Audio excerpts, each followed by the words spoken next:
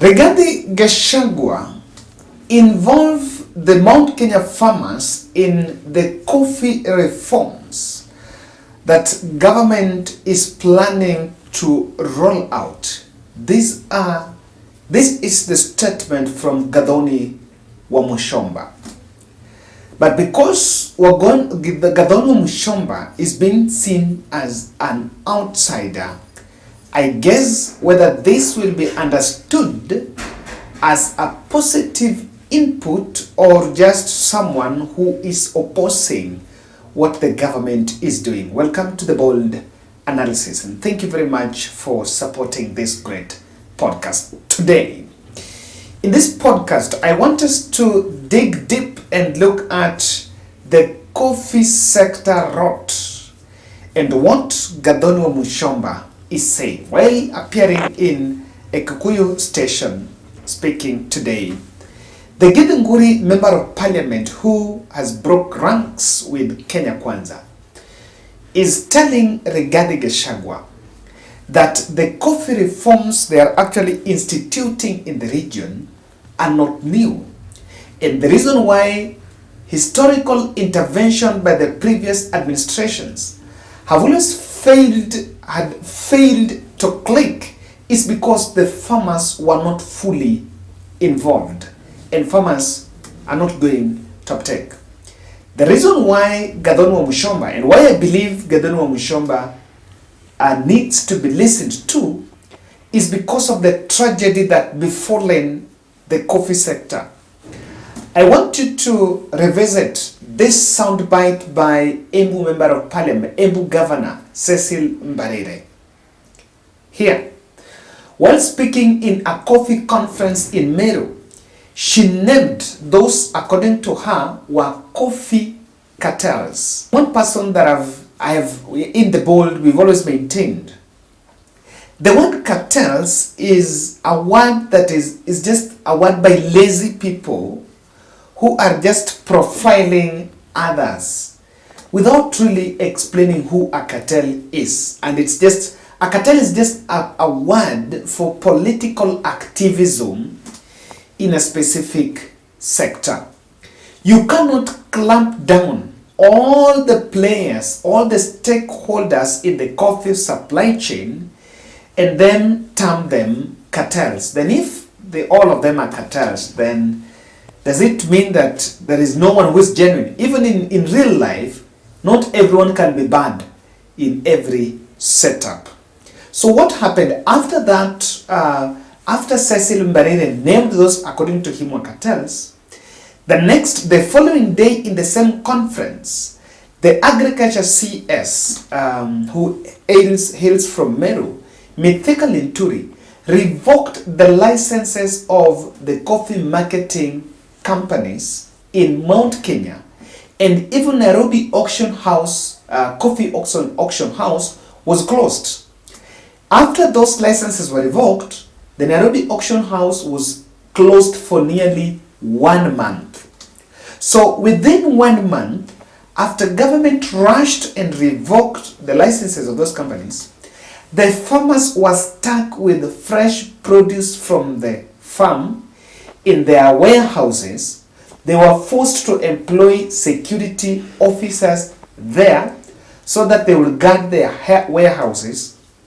And those who could not afford, especially the small-scale farmers, suffered theft. And apart from theft, they also had dead stock. In fact, their coffee got destroyed. They complained and said that because they didn't have anywhere, they didn't have a place to sell the coffee. And that is why Gathoni Wamuchomba is telling Rigathi Gachagua that you are leading government intervention in helping these farmers.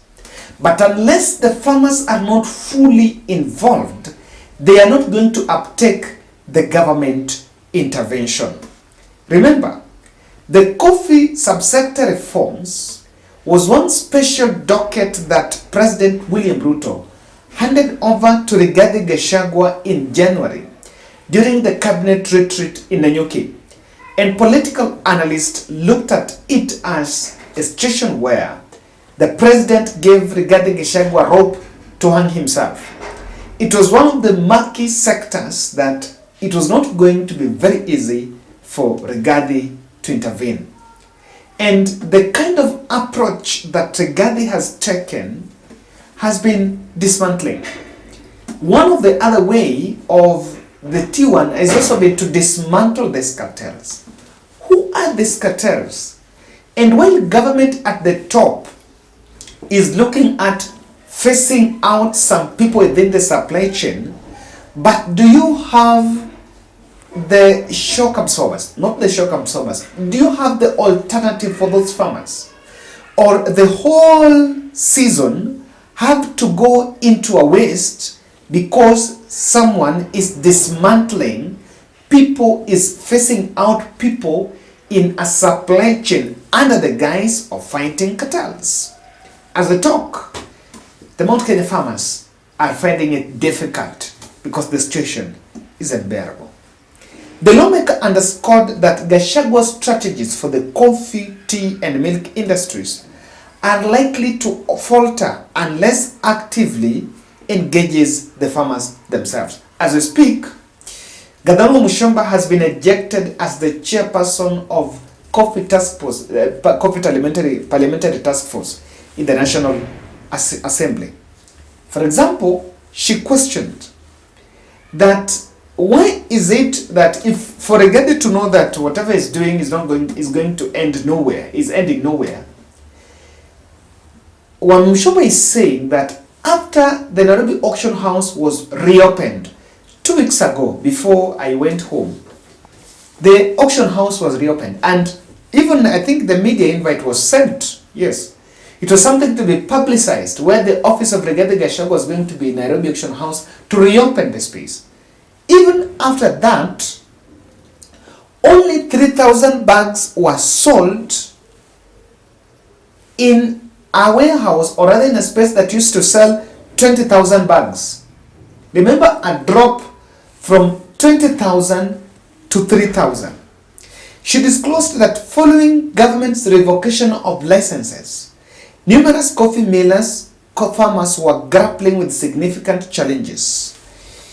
You cannot clamp down everyone under the guise of cartels. And I think this thing needs to be redefined.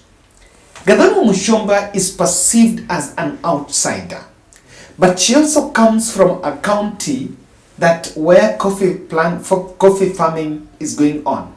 And I wish she gets audience so that people get to understand what exactly this is all about. I want to help Rigathi Gachagua, and someone should share this podcast with him at least. There's some 3 issues within this coffee crisis.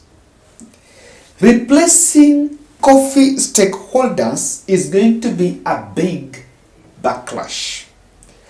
I've intentionally used the word replacing to mean what the government is doing, ending the cartels. Of course, according to the statement that was read out there by Cecil Mbarire, some millers are actually the marketers and actually the transporters of the coffee. And that is where some government Rigathi Gachagua team seems to see cartels. But then it's very difficult to face them out all. Because remember, those who understand the ropes, those who understand the networks are already the companies you are calling cartels. And it's going to face a backlash. There are some farmers that opt, if you ask the farmers, they will not tell you that you need to chase all this.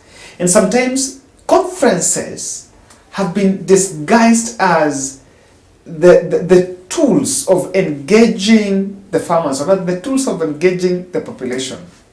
But you also need to understand that the architecture or the structure of those conferences, where you have governor, MPs, and so on so talking, when you let the leaders speak, they tend to pursue something.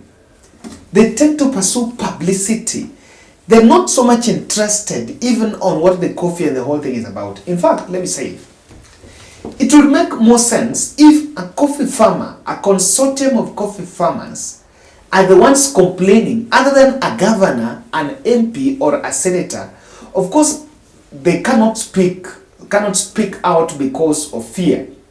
But it makes little difference because the governor who was talking there did not speak in the interest of those farmers. She spoke in the interest of being seen as person fighting for them. Well, in real sense, she's not interested. Like, I know, even after those conferences, they go, they drive their way to Nairobi and have coffee with the managers, the MDs of those companies. And so this is not something that you can look at. Now, number two, coffee crisis is a state made to cripple Mount Kenya. The coffee crisis is state made. And Rigathi Gachagua seems to see very well this is the right thing to be done. But is it convenient? It is the right thing, maybe, according to the moment, according to what you've been fed with, that I need to end this curtain, so I need to face them out. But is it the right thing to the farmers? Is it convenient to the farmers? It's very inconvenient. And that's why I know even from where William Ruto, because all these things, William Ruto has a report. Sees and okay, this is not going to be there. At the end of the day, the coffee, which is the economy of the region, might go down.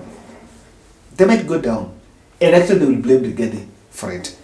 Thirdly, anti-Rigathi Gachagua wave will dash off Ruto in Mount Kenya because of this issue of coffee. Let me say something. I listened to President Ruto's 5 days tour in the mountain, and when speaking in the rally, he did not address the issue of coffee in the rallies. But what he then mentioned, he talked about it holistically and aggregate and pitched about government's subsidized fertilizer. For quite so long, Kenya Kwanza has maintained that subsidized fertilizer is the key intervention of subsidizing production, especially in the agriculture space. But then the question has been, is it a problem? Is the fertilizer the big problem in the coffee subsector? It's a problem, of course. But is it a key problem? Is it the reason why farmers cannot get good produce? No. Is it? Because the farmers are taking loans. And after taking loans, even if they get the fertilizer at a lower price, it just helps them boost the margins. But the problem here is not well defined. And that is why I see, if the situation escalates, the farmers will start carrying twigs and going to protest against those reforms. You can't despise Gadano Mushomba, but because Rigathi needs many people, you need many Gadano Mushombas that will tell you the truth. In fact, it's a blessing in disguise that some 1 or 2 MPs are not in conformity with the Mount Kenya caucus, because they will actually inject the voice of reason. Otherwise, on this one, it's a matter of wait and see. Thank you.